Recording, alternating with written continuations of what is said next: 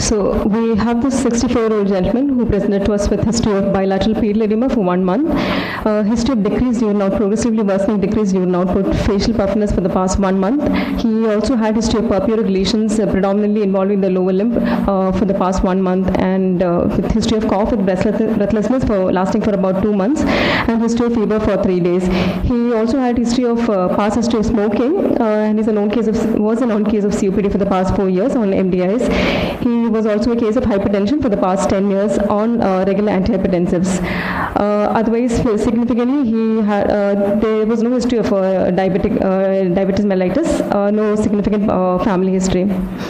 Examination-wise, he was conscious-oriented, afebrile on presentation with a pulse rate of 110, with a blood pressure of 160 on presentation with a respiratory rate of 32, maintaining saturation of 95% on room air. All the peripheral pulses were palpable. He also had pallor and bilateral pitting pedal edema, which extended up to the knee bilaterally. There was also a non-blanching purpuric rash, which was involving predominantly the lower limb. Cardiovascular system examination was normal. Respiratory system examination showed decreased breath sounds in the left mammary, infraaxillary and infrascapular region with with increased vocal resonance. Per abdomen was soft with no organomegaly. CNS examination showed by a decreased absent bilateral ankle and knee jerk. So at this point, a patient, a 64-year-old gentleman who had a clinical syndrome of constitutional symptoms, skin involvement, renal involvement, pulmonary involvement, and neurological involvement. The broad differentials that we considered at that point was atherosclerotic diseases, infective endocarditis, infections, malignancy, and vasculitis, which could be either primary or secondary vasculitis. So we went ahead, investigated. CBC showed an HP of 8, borderline low microcytic anemia, with the elevated counts 40,800 with neutrophilic predominance with the normal platelets. Renal function showed intrinsic type of renal injury with a urea of 87 with a creatinine of 4.4. Urine protein was significant with RBC of 576 per high power field with a WBC of 91. There was also coarse granular cast present. There was blood 3% and a protein 4+. LFT showed hypoalbuminemia. 24-hour urine protein was done, which was significant. Showed a nephrotic range proteinuria of 7.5 gram over 24 hours. Bloodborne virus screening was done, which was negative. Chest X-ray showed bilateral pleural effusion. Ultrasound abdomen showed bilateral grade 2 renal parenchyma changes. So at this point, the differentials that we considered were, so this is a gentleman who has come with adult onset nephrotic syndrome. So the nephrotic syndrome, the differentials at this point that we considered were broad, membranous nephropathy. Other entities like small vesicle vasculitis, IgA nephropathy with IgA vasculitis, amyloidosis was considered, seronegative male lupus was considered at this point.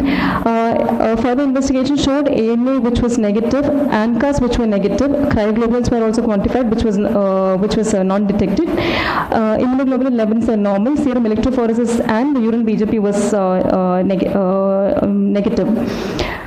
Skin biopsy of the right lower limb was done, which showed a small vessel neutrophilic vasculitis with the DIF showing occasional blood vessels in papillary dermis positive for IgA and C3. Just to be noted that only occasional blood vessels were positive for that. We went ahead and did the ultrasound guided biopsy of the left pleura, which showed which showed no evidence of granuloma or evidence of vasculitis. We did a renal biopsy that, to our surprise, showed paucine necrotizing and crescentic glomerulonephritis with 83% cellular to fibrocellular crescents, 10 out of 12 glomeruli involved, which means, and there was acute, diffuse acute tubular injury with focal mild tubulous interstitial scarring. So, considering that he had a paucine necrotizing and crescentic glomerulonephritis, it was more in favor of an ANCA-associated glomerulonephritis. Immunofluorescence microscopy, which showed there was only segmental trace granular mesangial staining for IgA. There was no, whereas it stained negative for IgG, IgM, C3, C1q kappa or lambda. So the final diagnosis was, although the serum ANCA levels were negative, the diagnosis was in terms of the renal biopsy, The diagnosis was ANCA negative vasculitis with a rapidly progressive glomerulonephritis with the probable pulmonary renal syndrome, and maybe because he also had a probable community acquired pneumonia. So we'll just take a quick look at an approach to vasculitis. So vasculitis can be approached can be grossly classified into small vessel vasculitis, medium vessel, and large vessel vasculitis. Small vessel is what we are looking at today. Small vessel vasculitis is again classified based on ANCA versus non-ANCA. ANCA associated are mainly vaginous, microscopic MPA, Scherk-Strauss, and sometimes drug-induced can also cause ANCA positive small vessel vasculitis. Non-ANCA small vasculitis can be three different types. It can be secondary to paraneoplastic. It can be a paraneoplastic manifestation, or it can be secondary to immune complex small vessel vasculitis, under which comes HSP, cryoglobulinemic vasculitis. Lupus also can present like that. Otherwise, anti-GBM, which is otherwise called Goodpasture's, Sjogren's also can present like this. Other causes are Behçet's infection. Sometimes infection-induced immune complex vasculitis also can present as non-ANCA small vessel vasculitis. Otherwise, inflammatory bowel disease also can present with ANCA negative vasculitis. So if you look at the clinical manifestation of ANCA associated vasculitis, they present with multisystemic problems. They can present with constitutional symptoms, unexplained fever, weight loss, anorexia, generalized malaise. They can have musculoskeletal symptoms. They can have skin lesions, renal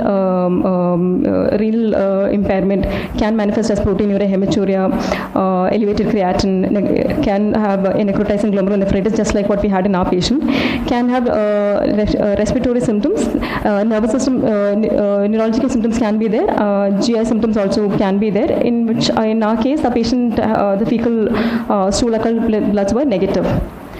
So how we differentiate small vessel vasculitis is based on ANCA associated and non-ANCA associated. So ANCA associated, in the biopsy we'll see whether the granulomas are present or not.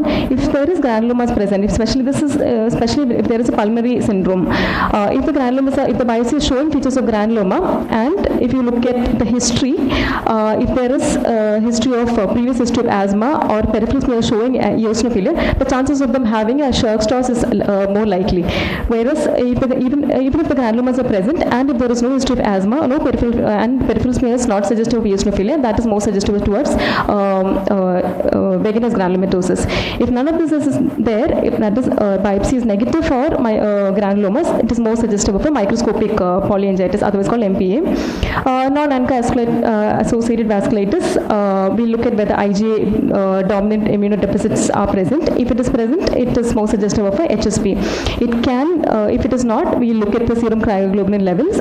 If it is yes, it is suggestive of a cryoglobulinemic vasculitis. If it's not, we have to look for other causes. So broadly, if you classify, we can from clinically we can think of the diagnosis based on the syndromes. If there is pulmonary and renal symptoms mainly, it is most likely pointing towards vaginous or microscopic polyangiitis. If it is more of a pulmonary dermal symptoms, cryoglobulinic or HSP is more likely. Asthma, eosinophilia, it's almost certain that it will most likely be Scherk-Strauss syndrome. If there is involvement of upper respiratory tract symptoms, vaginous is a high likely possibility.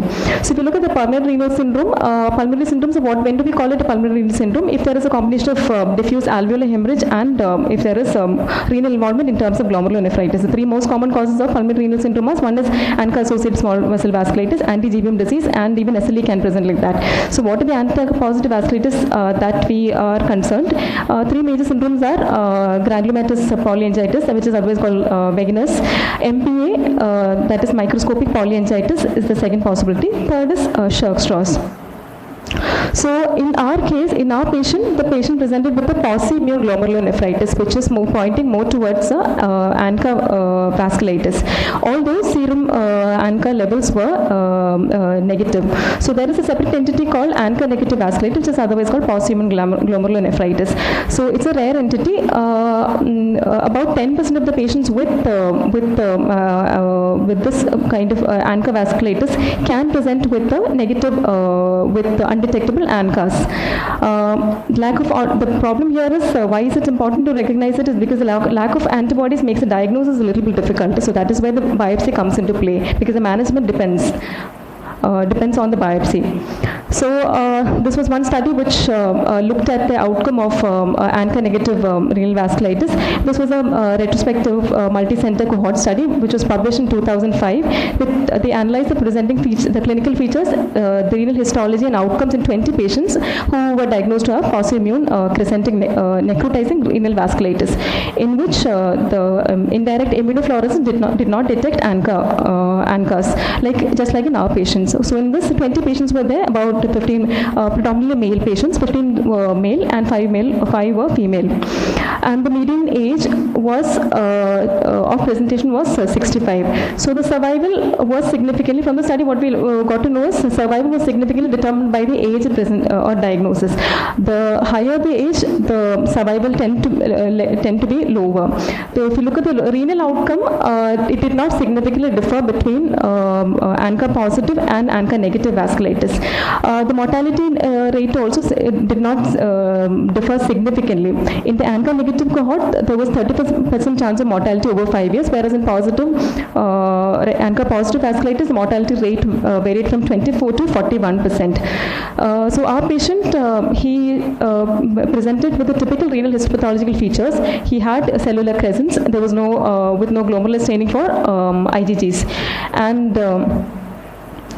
there was absence of immune complexes, ruling out possibilities of post-infectious or other immune complex related etiologies. Skin biopsy also was consistent with this systemic vasculitis. So, the plan was the patient was taken over by nephro. Anyway, he was planned for initial plan was for injection for pulsing the patient in view of the crescents, in view of the biopsy showing rapidly progressive glomerulonephritis. The plan was to go ahead with the pulsing pulsing with IV antibiotics, followed by plasmapheresis.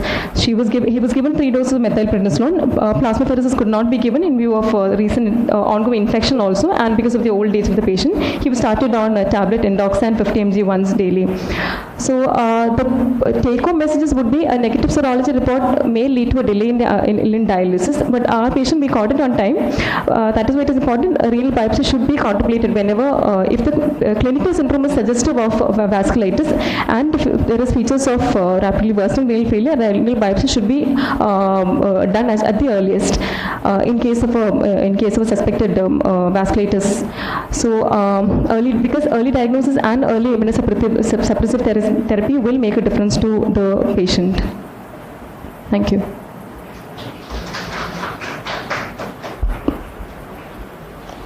Any questions? Any comments?